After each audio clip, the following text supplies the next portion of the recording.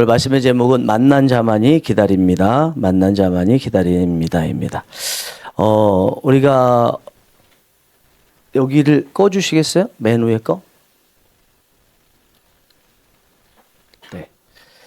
우리가 얼굴도 모르는 손님을 공항이라든지 기차역에서 만나는 경우가 있습니다. 저는 이제 무역회사를 다녀봤기 때문에 해외에서 오는 사람이라든가 이런 사람을 만나게 되는데, 그때 예를 들어서 검은 옷에 선글라스를 낀 사람을 만나십시오, 이렇게 누군가 얘기를 했다 그러면 우리가 모르는 상태이기 때문에 비슷한 모습을 보면 저 사람인가 이런 생각을 하겠죠.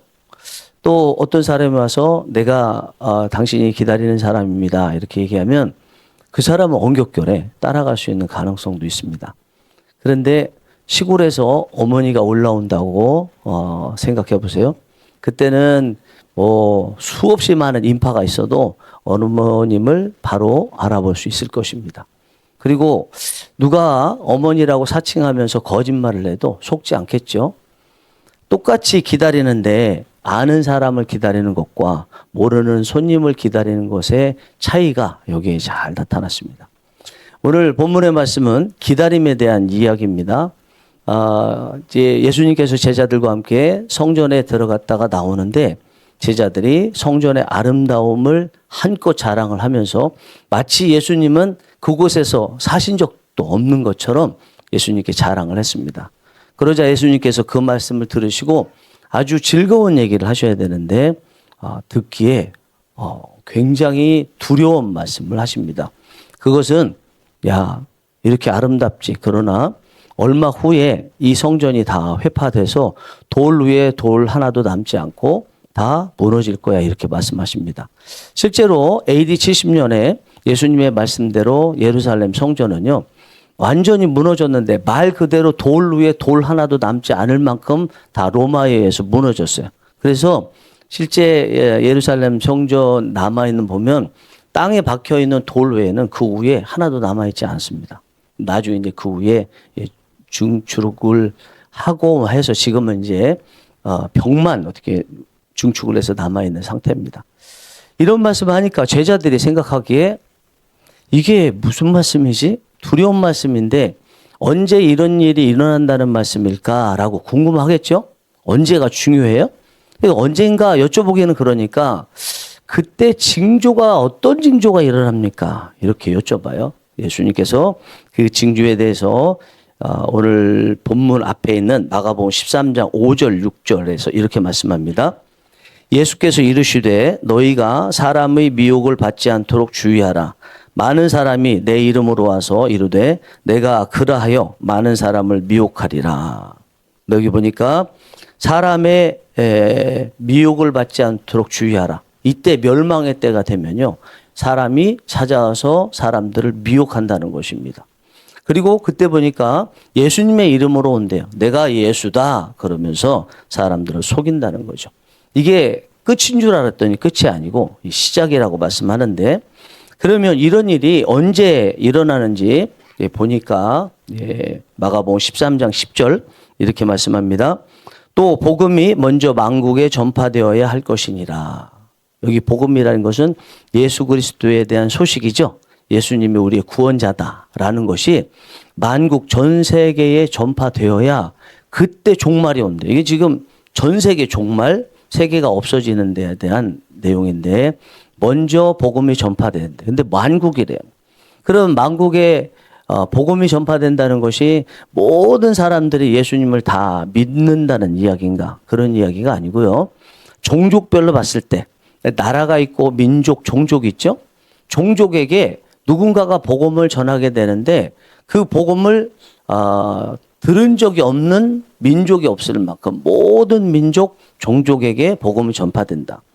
물론 그 종족 안에서도 어떤 사람은 예수님에 대해서 듣고 어떤 사람은 못 듣고 하겠죠. 우리나라에도 이렇게 복음이 전파된 지가 한 140여 년 이렇게 됐는데 아직도 예수님에 대해서 못 들어본 사람들도 있을 거 아닙니까? 그래도 우리나라는 이미 복음이 들어온 거예요. 지금 상태에서 전 세계에 예수 그리스도에 대한 복음이 전파된 것을 보니까 한 60%가 들었대요. 아직 40%가 안 들은 거예요. 나머지 40%가 다 예수님에 대한 복음을 듣게 되면 이 세상에 종말이 온다는 것입니다. 이 세상이 끝이 난다는 것입니다. 그러면서 종말의 징조에 대해서 하나를 더 말씀하십니다. 마가복음 13장 14절 19절에 보니까 멸망에 가증한 것이 서지 못할 곳에 선 것을 보거든 읽는 자는 깨달을진저 그때 유대에 있는 자들은 산으로 도망할지어다.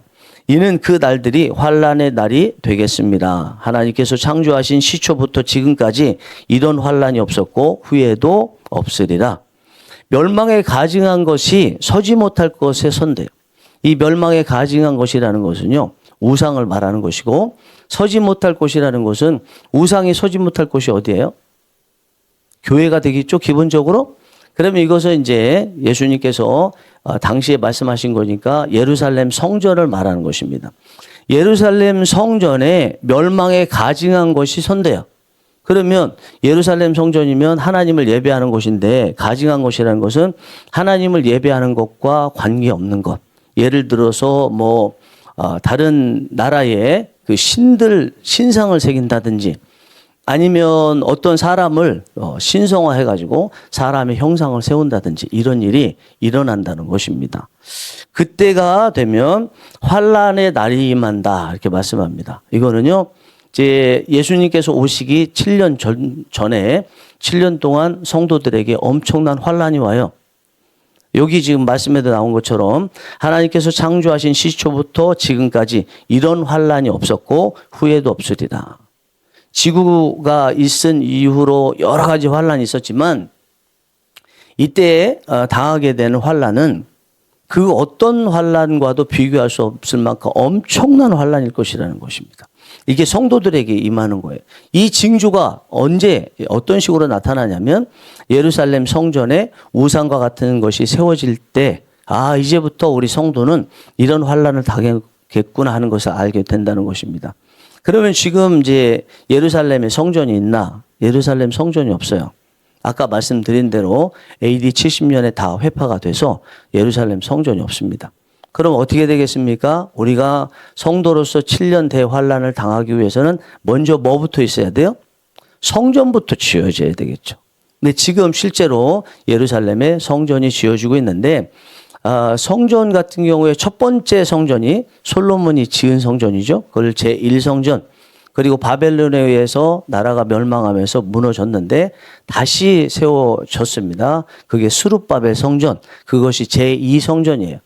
그러면 이제 마지막 예수님께서 재림하시고 완전히 종말을 맞이하기 전에 있게 되는 이 7년 대환란이 있게 되는 이 성전은 제3성전이 되는 거죠. 지금 어딘가에서 세워지고 있어서 거의 세워졌다 이런 말들이 들리게 됩니다. 이렇게 세워지게 되면 누군가가 그 성전 하나님을 예배하는 곳에 돼지피를 갖다 놓는다든지 어떤 우상을 가져다 놓고 섬기도록 강제적으로 한다는 거죠. 만약에 안 섬기게 되면 죽는 수도 있고 또 엄청난 환란을 당하게 된다는 것입니다. 그러면서 또 징조를 하나 또 말씀하십니다. 21절 22절 보니까 그때에 어떤 사람이 너희에게 말하되 보라 그리스도가 여기 있다 보라 저기 있다 하여도 믿지 말라.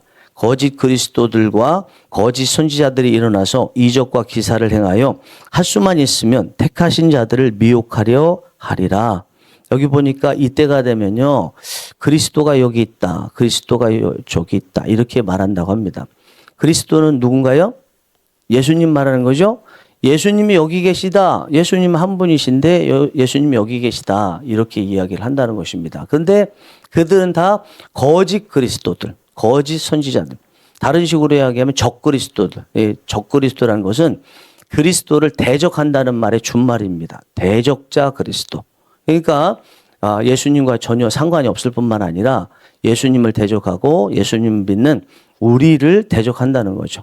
이런 사람들이 어떻게 한대요? 이적과 기사를 행한대요. 이적이라는 것은 다를 이자 기적이거든요. 또 기사, 기이한 일들. 야, 저거 예수님이 하신 거 맞아. 라고 말할 수 있는 것들을 행해서 택하신 자들을 미혹하려 한다고 말씀하고 있습니다. 자, 여기서 이제 눈여겨봐야 될 게 있어요. 끝에 보니까 뭐라고 되어 있습니까? 할 수만 있으면 택하신 자들을 미혹하려 하리라. 여기 택하신 자들은 구원받은 성도들을 말하는 거예요. 예수 그리스도를 믿는 것은 하나님께서 먼저 택하시는 선택이 있고 우리가 믿고 싶다고 해서 믿는 게 아니라 예수님께서 선택하셔서 믿도록 하시는 거거든요. 택하신 자들이라고 한다면 구원받은 우리 성도들을 말하는 것입니다.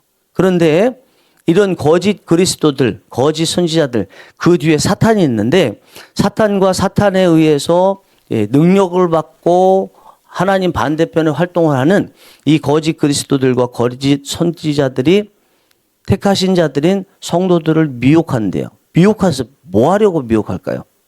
사업 망하게 하려고요? 아니면 건강 해치게 하려고요? 그게 아니죠. 그거는 다른 것들도 할 수 있습니다. 거짓 그리스도, 거짓 선지자들 아니어도 사업 망하게 할 수 있는 요인들은 많고 건강 해칠 수 있는 요인들은 많아요. 이들이 할 수 있는 것만 하는 거죠. 그거는 지옥에 보내는 것입니다. 여러분 이게 굉장히 중요한 얘기입니다. 우리 장로교에서는 예수님을 믿으면 구원받는데 한번 구원받으면 그 다음에 구원이 취소되지 않는다 얘기합니다.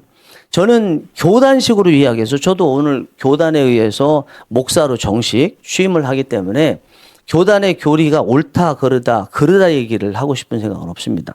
그러나 이 성경 말씀에 봐서 이 사탄과 사탄의 하수인인 적그리스도와 거짓 선지자들이 할 수 있으면 택함 받은 성도들을 미혹한다라고 이야기를 하는데 미혹한다는 것이 성도가 구원받지 못하도록 한다고 생각한다면 우리가 교단의 교리를 떠나서 어떻게 살아야 된다는 거예요.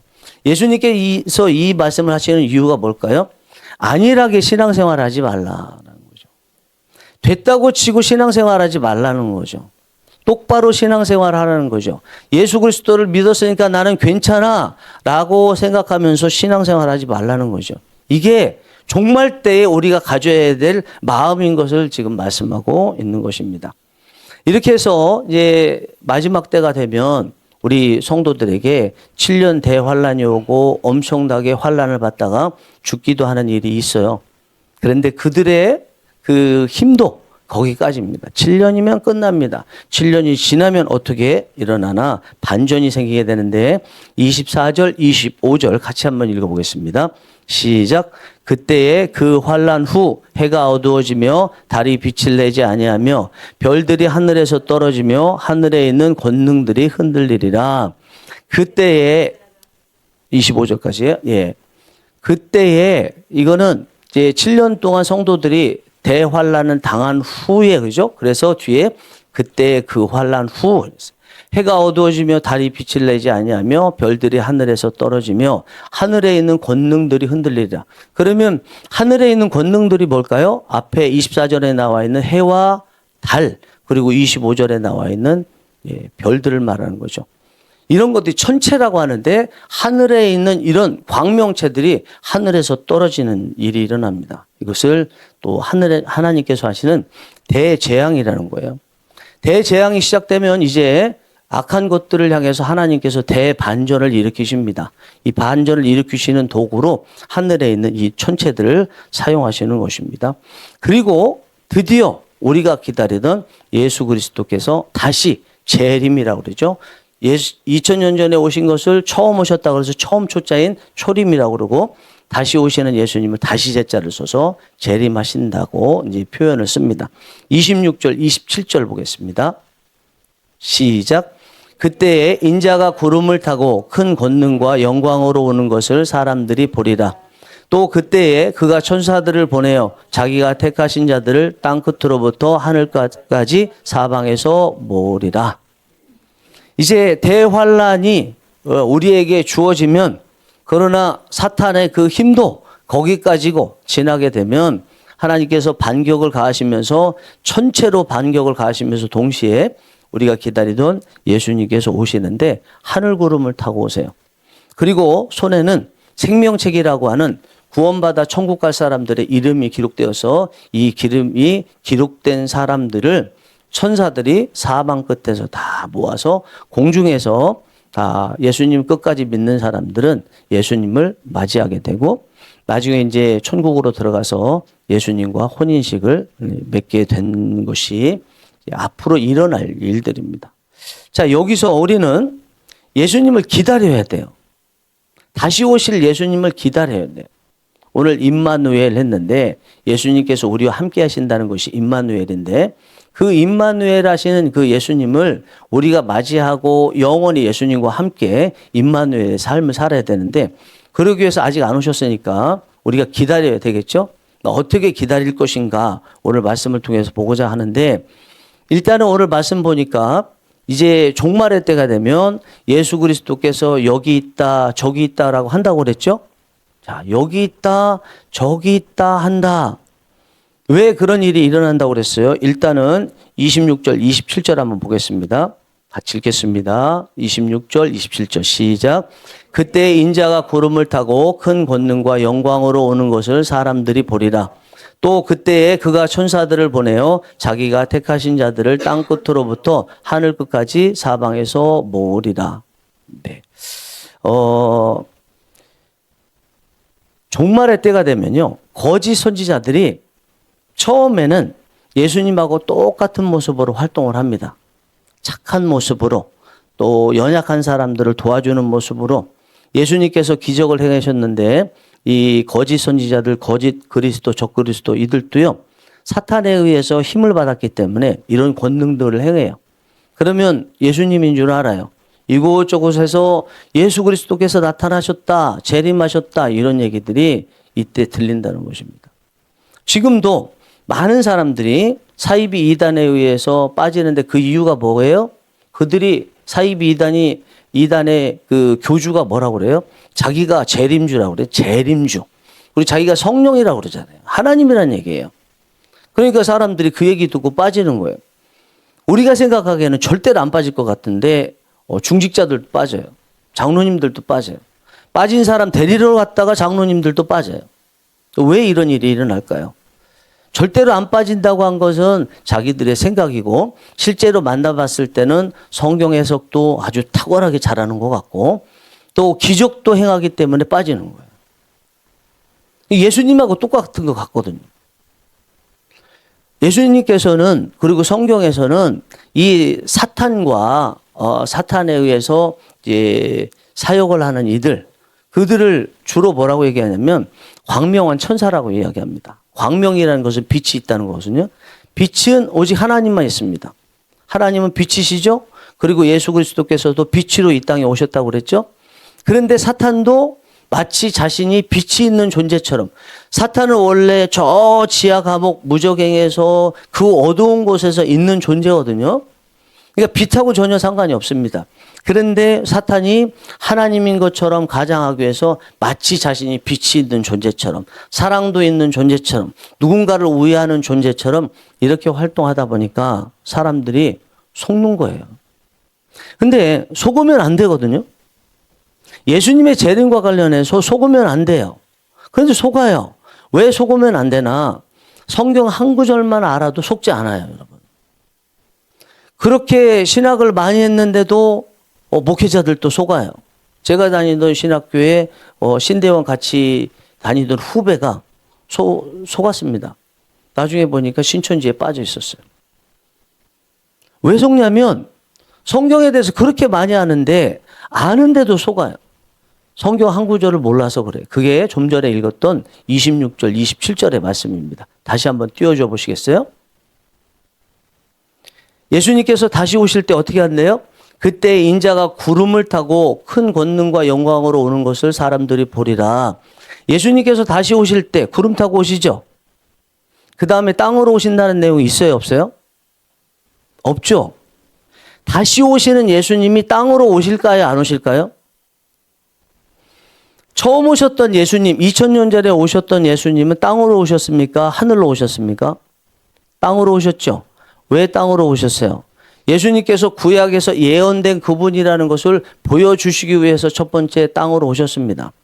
그리고 이 땅에서 살아가면서 힘들고 어렵고 고난 중에 있는 이들에게 위로하시기 위해서 이 땅에 오셨어요. 똑같이. 그리고 앞으로 주님께서 다시 오셔서 천국에 들어가기 전까지 우리가 살아가야 되는, 어떻게 살아야 되는지 모범을 보이시기 위해서 예수님께서 이 땅에 오셨어요.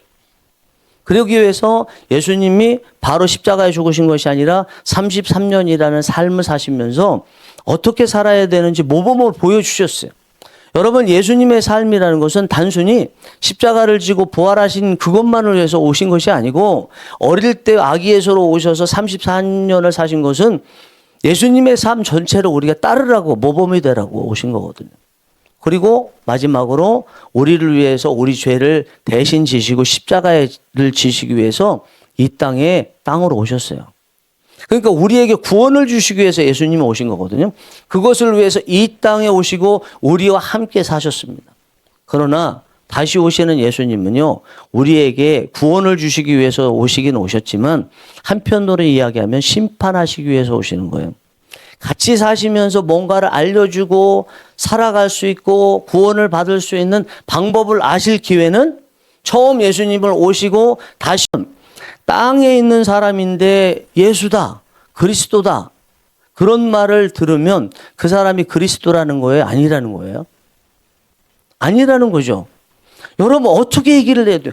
예수님하고 100% 싱크로율이 똑같다 할지라도요, 이 땅에 예수님이 오실 수가 없어요. 예수님이 왔다는 이야기를 들으면 무조건 아닌 거예요. 왜? 다시 오시는 예수님은 이 땅에 오시는 분이 아니라 하늘 구름을 타고 오셨다가 구원받을 사람들을 이 하늘에서 영접해서 데리고 천국으로 곧바로 들어가시기 때문인 것입니다. 여러분, 이 부분에 대해서 우리가 확실히 알기를 원합니다.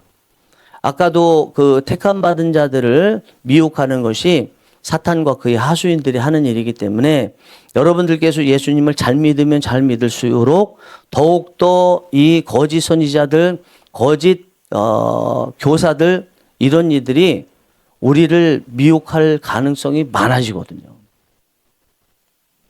천국에 가는 사람들을 미혹할 가능성이 많기 때문에 우리가 다시 오시는 예수님에 대해서 잘 알아야 되는데, 그 중심에 다시 오시는 예수님은 땅으로 오시지 않는다. 하늘로 오신다. 그러니 땅으로 온다는 얘기, 땅에서 예수님이 있다, 이런 얘기를 들었을 때는 여러분들은 눈길도 주지 마시나 하는 것입니다. 그럼 우리가 예수님을 어떻게 기다려야 될까? 적극적으로 봤을 때 어떻게 기다려야 될 것이냐? 이 어떻게 기다려야 되는 것을 말씀하기 전에요, 우리가 기다릴 때 누구를 기다리나 한번 잘 생각해 봤으면 좋겠습니다.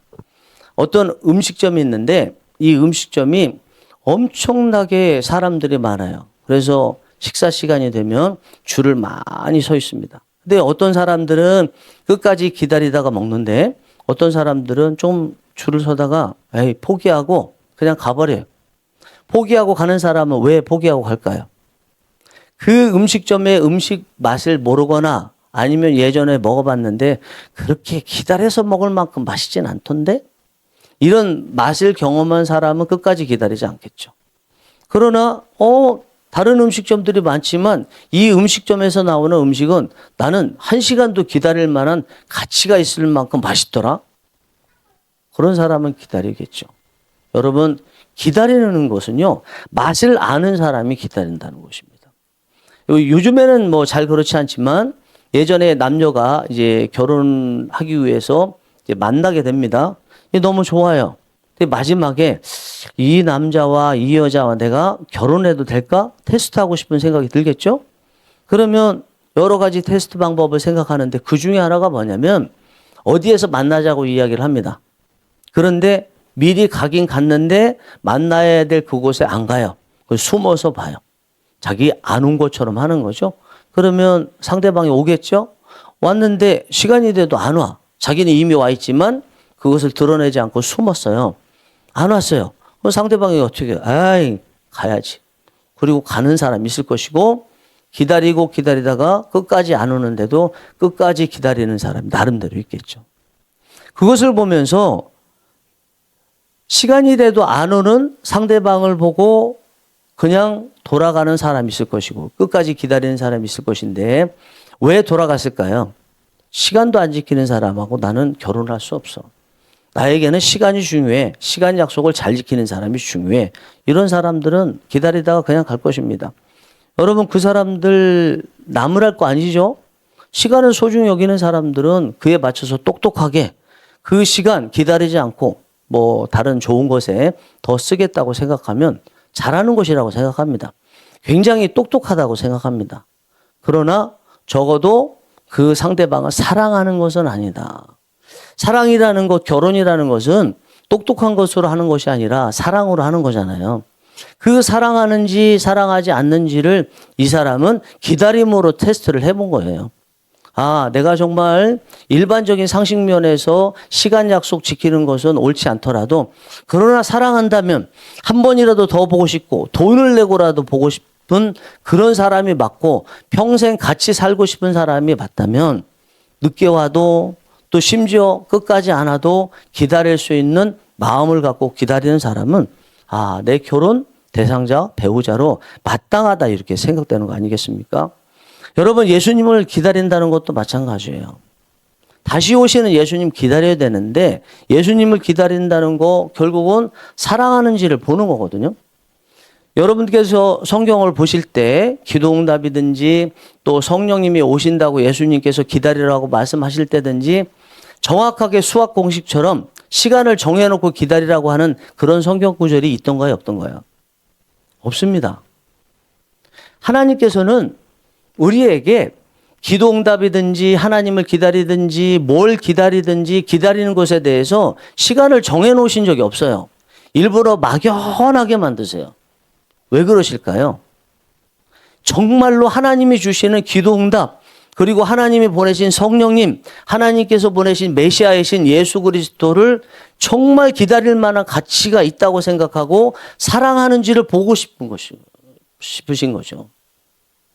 마냥 기다려도 기다릴 만한 가치가 있다고 생각하고 사랑하고 기다리는지 그렇지 않은지를 보고자 하시는 거예요.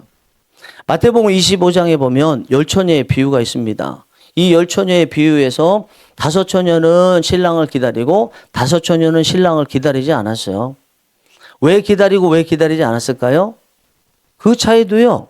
신랑을 사랑하고 신랑을 좋아하고 기다릴 만한 가치가 있다고 생각한 사람들은 기다렸고요. 그렇지 않은 사람들은 기다리지 않은 것입니다.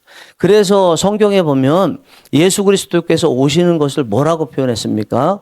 요한계시록 16장 15절 한번 띄워주세요. 같이 읽겠습니다. 시작. 보라, 내가 도둑같이 오리니 누구든지 깨어 자기 옷을 지켜 벌거벗고 다니지 아니하며 자기의 부끄러움을 보이지 아니하는 자는 복이 있도다. 예수님이 어떻게 오신대요? 도둑같이 오신대요. 시간 정하고 오신대요? 아니래요. 도둑은요, 특징이 시간을 안 정하고 와요. 그래야 도둑이 못 오도록 대비하지 못하기 때문에 그렇습니다. 예수님께서 오시는 것도 하나님께서 하시는 것도 전반적으로 다 이렇게 도둑같이 오신대. 시간 정하지 않고 마냥 기다리도록 만드신대요.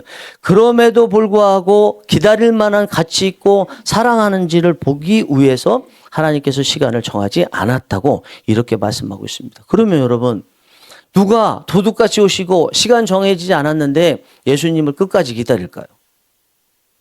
누가 기다릴까요? 누가 사랑하는 사람일까요? 예수님을 사랑하는 사람은 누구일까요? 예수님을 만나서 사랑해 본 적이 있는 사람 아니겠어요?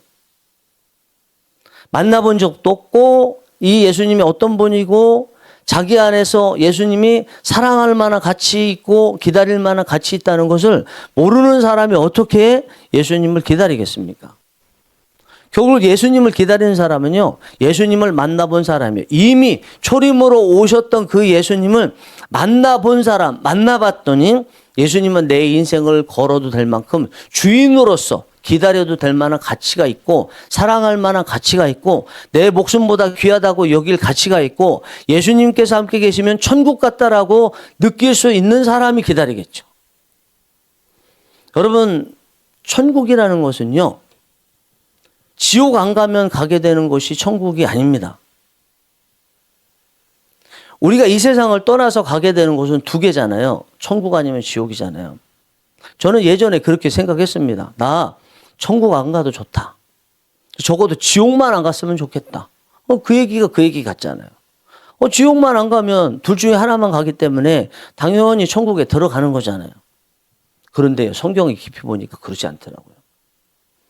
천국 아니면 지옥만 있기 때문에 지옥 안 간다는 얘기는 결국은 천국에 간다는 의미인 것 같지만 아니에요. 하나님께서는요, 지옥이든 천국이든 정확하게 선택해서 가도록 만드셨더라고요. 지옥 안 간다고 해서 천국 가는 게 아닙니다. 그런 사람들은 지옥 가는 거예요. 천국은요, 정확하게 예수 그리스도를 이미 오신 분으로서 자기 안에서 들어오시도록 영접을 하고 같이 있으면서 천국을 누려봤더니 나는 예수님으로 인해서 천국 같은 삶을 살겠습니다라고 본인이 천국을 선택한 사람만 가요. 그냥 지옥 안 가는 것만으로는 천국을 가지 못하는 것입니다. 그러면 다시 오시는 예수님이 결국은 그분을 만나서 천국에 가게 되는데 그 다시 오시는 예수님을 어떤 사람이 천국을 갈 수 있는 것처럼 생각하고 기다릴까요? 한 번은 이미 오신 예수님을 만난 사람이에요. 만났더니 예수님이 이렇게 좋더라. 내 전 인생을 걸어도 좋을 만큼 예수님이 좋더라. 라는 것을 경험한 사람이 천국에 가기 위해서도 예수님을 다시 기다리는 것입니다. 여러분들이 생각하시기에 우리 교회가 왜 세워졌다고 생각하십니까? 우리 교회가 뭘 외칠 것이 있어서 세워졌다고 생각하십니까? 지옥에 가지 않도록 하기 위해서? 아닙니다. 천국에 가도록 하기 위해서 세워졌어요. 지옥에 안 가는 것 그 정도만 아니고요. 예수님이 얼마나 좋은지, 예수님과 함께 있으면 얼마나 행복한지, 이 세상 그 어떤 것도 줄 수 없는 행복이 있다는 것을 그 예수 그리스도를 정확히 알고 그 예수님을 믿음으로써 천국을 선택하도록 만들기 위해서 그것을 외치기 위해서 우리 교회가 세워진 거예요. 우리가 자칫하면 착각할 수 있다고 생각합니다. 그냥 지옥만 안 가도 되는. 그래서 여러분 예수님 믿으세요. 이 정도가 아니라는 거예요. 적극적으로 예수님 믿고 적극적으로 삶에서 천국을 누리고 적극적으로 예수님을 위해서 행복할 수 있는 삶을 살도록 하기 위해서 그 예수를 전하기 위해서 외치기 위해서 우리 교회가 세워졌다는 것입니다.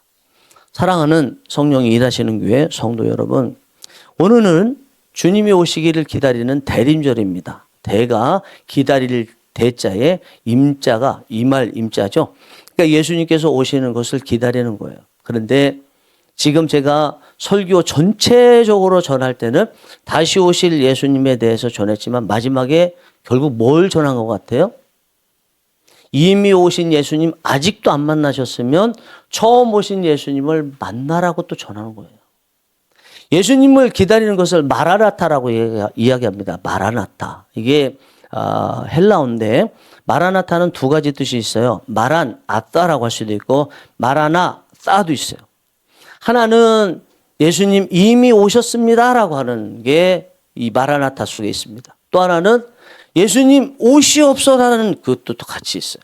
어떻게 끊어 읽느냐에 따라서 다시 오시는 그 예수님이라는 것이 이미 내 안에 오셨습니다. Jesus has come.